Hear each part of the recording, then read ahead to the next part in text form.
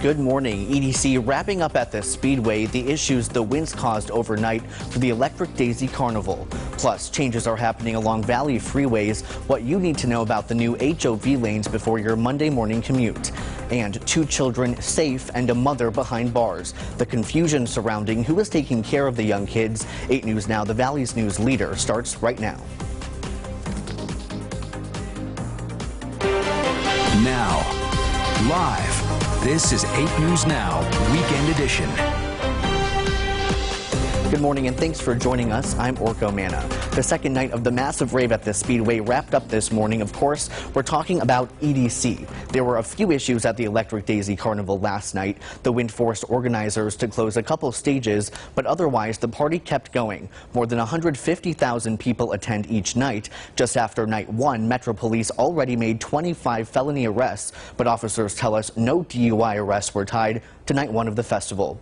The party wrapped up at dawn, which creates a mess around the roads around the Speedway. You can expect backups and delays around the Spaghetti Bowl. This is a live look outside, so if you have anywhere to be this morning, give yourself a little extra time and use surface streets.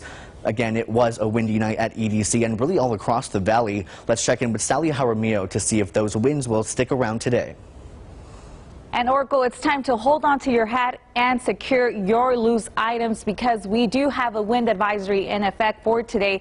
This morning all the way to that 8 p.m. hour, we will see those west to southwest winds going 25 to 35 miles per hour, gusting possibly up to 50 miles per hour, higher for the mountains up to 60 miles per hour. You definitely want to watch out because difficult driving conditions will persist, reduced visibility, and of course blowing dust also possible for today. Add to that, we could see pollen forecast change. That ragweed could be going up to the high category. Trees and grass will stay low for today. Now with your Sunday, you're expected to see temperatures on the cooler trend, 71 degrees for that 3 p.m. hour. You also notice very strong wind gusts up in the 32 mile per hour range. And yes, the possibility of rain and thunderstorms will definitely persist for today. Now your forecasted highs for today also showing 71 degrees, much on the cooler trend. But coming up, we're going to be talking more of how long this unsettled weather is looking to stay. Back to you.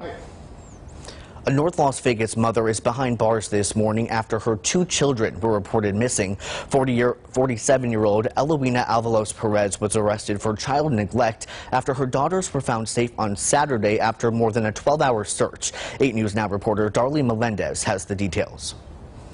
It's like the boy who cried wolf type thing, you know? It's just... Natalie Vega didn't want to show her face on camera, but she wanted to share her appreciation after her 2 young cousins were found after a day-long search. Thank God that we found them. The 6- and 9-year-old sisters were reported missing Friday night. The search continued into Saturday afternoon, but ended when North Las Vegas police said the girls had been found. The woman captured on school surveillance cameras called police after seeing photos of herself online. She told police she had been asked to watch them. My aunt, there was records that she did call this lady to watch the kids. She does not recall it.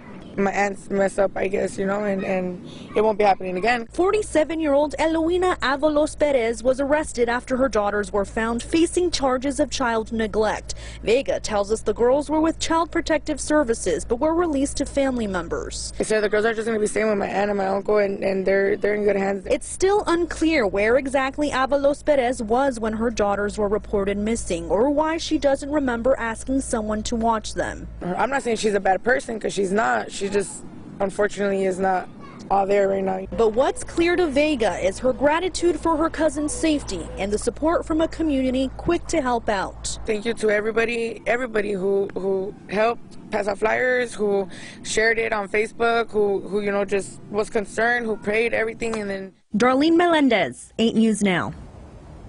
Avalos Perez is held on 2 charges of child neglect. Her first court date has not yet been announced. And we're on the other side of a key deadline in the legislature. 74 bills were on the chopping block. Politics Now co-host Patrick Walker traveled to Carson City this week. He has more on what did and did not make it. Lawmakers in the Senate Judiciary Committee saw a quarter of the bills up for the committee deadline. Most passed with unanimous consent, but 3 notable bills drew strong opposition from Republicans. One would set the marriage age at 18. You can engage in sex at 16 or 17, but you can't marry at 16 and 17. Just makes no sense at all to me. Republicans also balked at a ban on the use of private prisons. Then Governor Brian Sandoval vetoed a similar measure in 2017, saying it could potentially handcuff the state's judicial system in the future. I think you can look around the country and examples abound about the problems with these kind of privately run facilities. And a bill restoring voting rights for convicted felons upon completion of their sentences faced the strongest Republican opposition. To restore to someone what they have deprived permanently from another, I think just goes too far. This is a simple one for me. The more people voting, the better our democracy. Lawmakers failed to take action on a bill that would decriminalize many traffic violations. Assembly Bill 411 would have made most misdemeanor traffic violations like broken taillights and speeding into civil offenses, taking potential jail time off the table. And Assembly Bill 291, which includes the often promised bump stock ban, received a waiver, meaning it's eligible for further action for the rest of the session, which ends June 3rd. Patrick Walker, 8 News Now. The funeral for North Las Vegas Assemblyman Tyrone Thompson was held Saturday. He died while receiving care at a Carson City hospital at the beginning of the month. He was 51 years old. Thompson has been in the legislature since 2013 and was known as a tireless advocate for homeless causes. He was serving his 3rd term in the Assembly. Thompson also volunteered as a court-appointed special advocate for abused and neglected children in the foster care system for nearly 20 years. Well, changes are coming Monday to a couple of our main freeways. The new HOV lane along the I-15 goes into effect tomorrow. There have to be at least 2 people in the car in order to use that lane. The entire HOV system will be in effect 24 hours, not just during peak driving times. NHP is giving a 30-day grace period on tickets to violators in the HOV lanes, but after June 20th, they'll be handing out the $250 tickets. The HOV lanes along the 95 will change to 24 hours a day starting Monday. You can find more information about this on our website, lasvegasnow.com. And next year's Clark County school budget goes before the board Monday. However, there are several things that won't be settled for a while. Funding for teachers, support staff, administrators, police officers, and police administrators won't be finalized until after the legislative session. An amended final budget is due in December. CCSD did say in reference to this budget, quote, substantial reductions and deferrals of requested appropriations were necessary to arrive at a balanced budget with a modest ending fund balance. We will have full coverage of all the numbers as they become finalized. And more than 3,000 students took to the stage Saturday to graduate from UNLV. The school held its spring commencement at the Thomas & Mack Center. 86% of graduates are from Nevada. Everyone else comes from 37 states and almost 50 other countries. We spoke to a graduate who received her master's degree in biological sciences, and she encourages young students to always pursue their passions.